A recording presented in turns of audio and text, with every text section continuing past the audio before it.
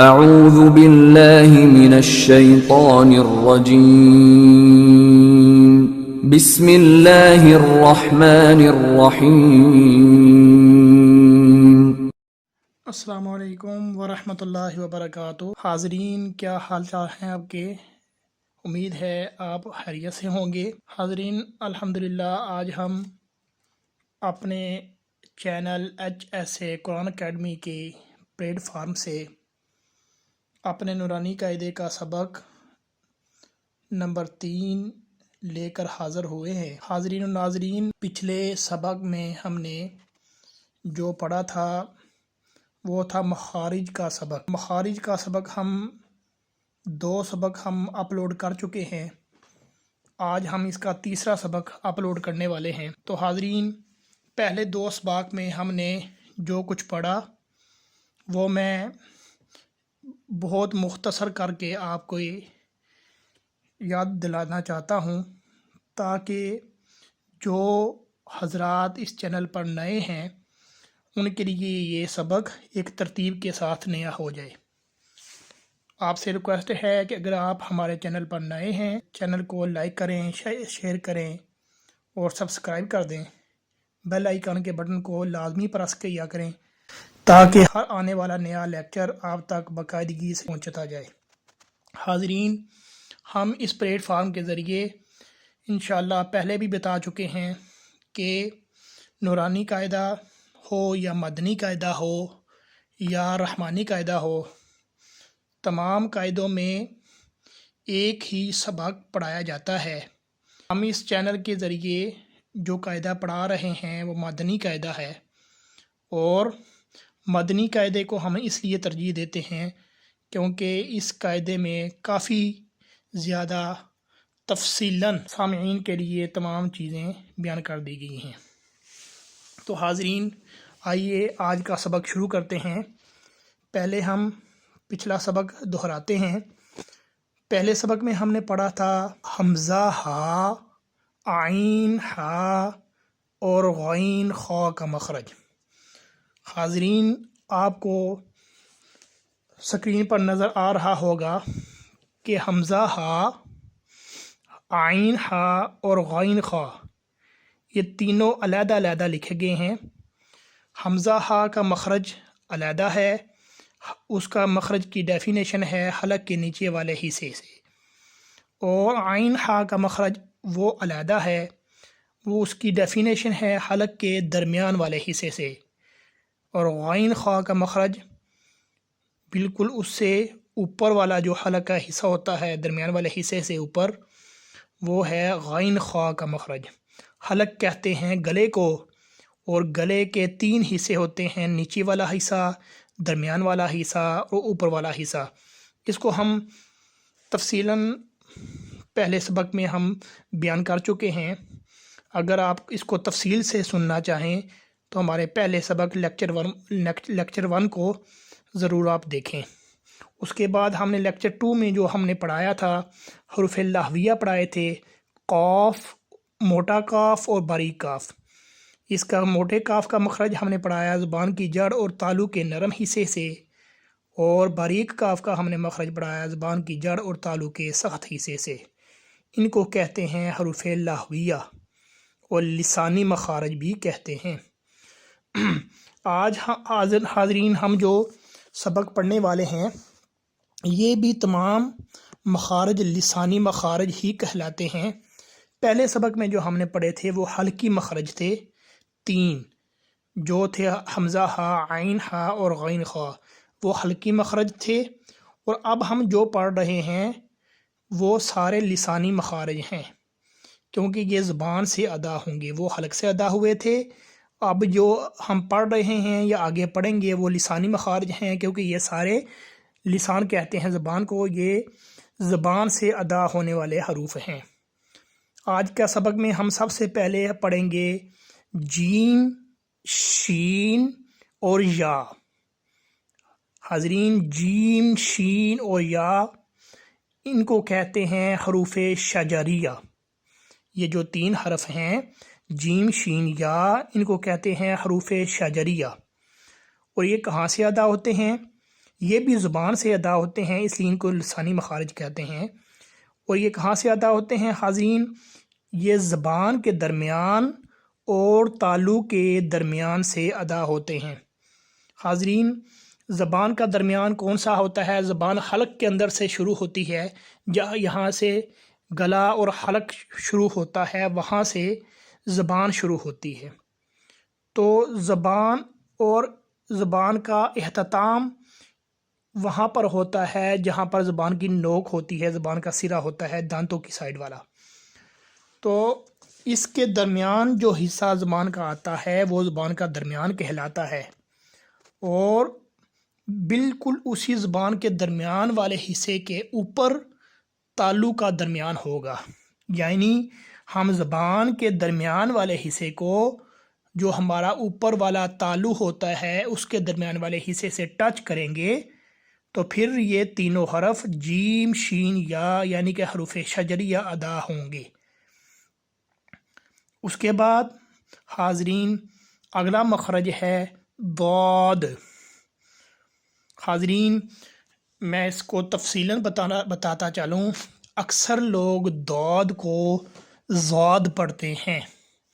حاضرین ضاد کو ضاد پڑھنا غلط نہیں بلکہ حرام ہے، لہن جلی والی غلطی ہوتی ہے ضاد کو ضاد پڑھنا۔ اس لیے حاضرین ضاد کو پڑھتے ہوئے بڑی احتیاط کرنی چاہیے۔ اکثر بندے وَلَضَّالِّينَ پڑھتے ہیں جبکہ لفظ ہے وَلَضَّالِّينَ۔ ضاد کو ضاد پڑھنا حرام ہے۔ قرآن پاک میں 2 قسم کی غلطیاں بیان ہوئی ہیں جو کہ اکثر قاری، اکثر پڑھنے والے کرتے ہیں۔ ایک غلطی ہوتی ہے لہن جلی کی، دوسری غلطی ہوتی ہے لہن خفی کی۔ لہن جلی کی جو غلطی ہوتی ہے وہ غلطی حرام ہوتی ہے، یعنی کہ اگر لہن جلی کی غلطی ہو جائے تو ویسا پڑھنا اس غلطی کو حرام تک یہ چیز لے جاتی ہے۔ اور لہن خفی چھوٹی غلطی ہوتی ہے جس سے معنی تو نہیں بدلتے، لیکن اس کو لہن خفی کی غلطی کو پڑھنا بھی مکروہ ہوتا ہے۔ اس لیے ضاد کو ضاد پڑھنا لہن جلی کی غلطی ہوگا، اس لیے ضاد کو بڑی احتیاط کے ساتھ ادا کیا جائے گا۔ اور ضاد کا جو مخرج ہے اس کو کہتے ہیں حرف حافیہ۔ حرف حافیہ آپ کو سکرین پر بھی نظر آ رہا ہوگا کہ حرف حافیہ لکھا ہوا ہے ضاد کے آگے۔ تو حاضرین اس کا مخرج پڑھتے ہیں۔ مخرج ہے اس کا زبان کی کروٹ اور اوپر کی داڑھوں کی جڑ سے ادا ہوتا ہے۔ حاضرین زبان کی کروٹ کیا ہوتی ہے؟ زبان کی کروٹ وہ ہوتی ہے کہ زبان کا جو پچھلا حصہ ہوتا ہے اس کی جو ایک کنارہ ہوتا ہے، چاہے وہ دایاں کنارہ لے لیں یا بایاں کنارہ لے لیں، یا دائیں کنارے کو لگا لیں اوپر کی داڑھوں کی جڑ سے، یا بائیں کنارے کو لگا لیں، ایک ہی کنارے کو آپ نے، یعنی کہ زبان کی کروٹ کو آپ نے اوپر کی داڑھوں کے ساتھ ٹچ کرنا ہے، تو پھر یہ ضاد ادا ہوگا۔ زبان کی کروٹ یعنی کہ جہاں پر زبان کی کروٹ ہوتی ہے اس زبان کی کروٹ کو اوپر کی داڑھوں کی جڑ سے، جہاں اوپر کی داڑھیں ہوتی ہیں اس کی جو جڑ ہوتی ہے، یعنی کہ جہاں پر داڑھ آپ کی ختم ہو رہی ہے مسوڑے کے ساتھ، اس کے ساتھ زبان کی کروٹ کو لگائیں گے تو ضاد ادا ہو جائے گا۔ اور اس کے بعد حاضرین جو اگلا مخرج ہے وہ ہے لام کا مخرج۔ لام، نون اور را، ان تینوں حروفوں کو حروف طرفیہ کہتے ہیں۔ لام، نون اور را کے تینوں حروفوں کو ہم حروف طرفیہ کہیں گے، اور لام کا مخرج علیحدہ ہے، نون کا مخرج علیحدہ ہے، را کا مخرج علیحدہ ہے۔ کچھ قاعدے والوں نے لام، نون، را کا مخرج ایک ہی لکھا ہے، لیکن یہاں پر مدنی قاعدے میں تینوں کا مخرج علیحدہ علیحدہ بیان کیا گیا ہے۔ بہرحال ہم تینوں کا علیحدہ علیحدہ مخرج یاد کر لیں گے۔ حاضرین، لام کا مخرج ہے زبان کا کنارہ اور دواحک سے ثنایا تک کے مسوڑوں سے ادا ہوتا ہے۔ اب حاضرین، آپ سوچ رہے ہوں گے کہ زبان کا کنارہ تو ہمیں سمجھ آتا ہے کہ زبان کا کنارہ یا دایاں ہوگا یا بایاں ہوگا، اور دواحک سے ثنایا تک کے مسوڑوں، یہ کیا چیز ہے؟ تو حاضرین،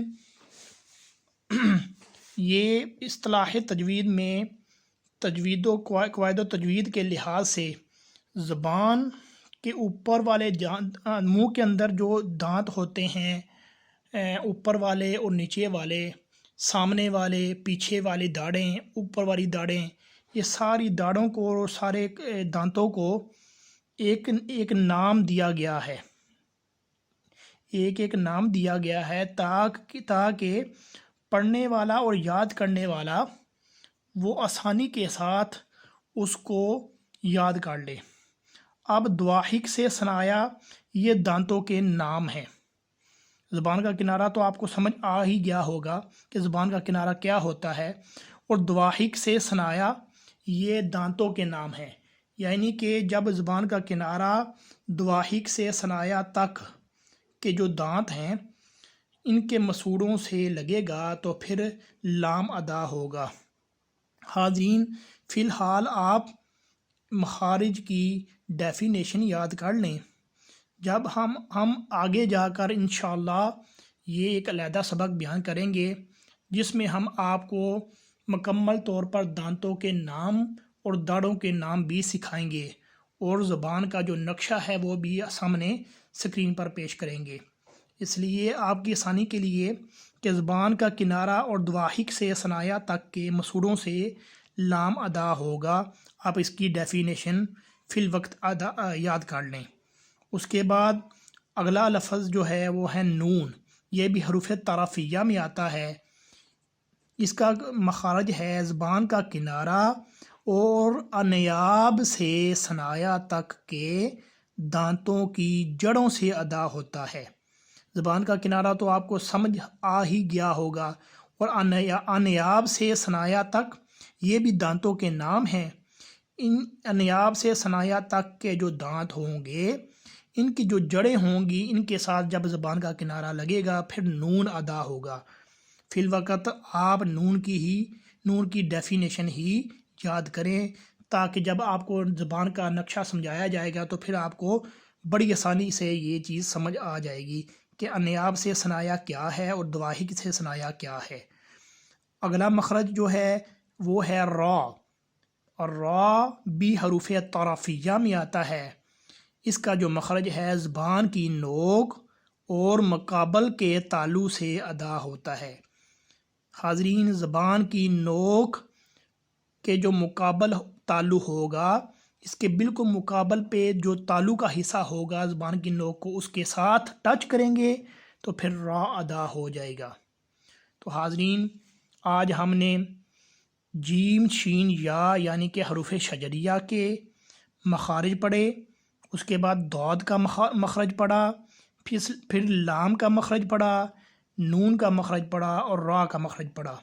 تو حاضرین، یہ سارے جتنے بھی ہم ابھی تک مخارج پڑھ رہے ہیں، سوائے حمزہ ہا، عین ہا، غین خا کے علاوہ یہ سارے لسانی مخارج کہلاتے ہیں۔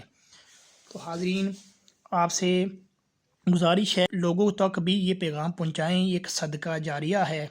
ہمارا جو مقصد ہمارا صرف اور صرف اس قرآن کی تعلیم کو عام کرنا ہے، اس لیے حاضرین آپ لوگوں تک اس تعلیم کو پہنچائیں اور سبسکرائب کر کے بیل آئیکن کے بٹن کو پریس کریں تاکہ تمام لیکچر آپ تک باقاعدگی سے پہنچ جائیں۔ آج کے لیے حاضرین اتنا ہی، نیکسٹ سبق میں ہم نیا سبق لے کر آپ کی خدمت میں دوبارہ حاضر ہوں گے۔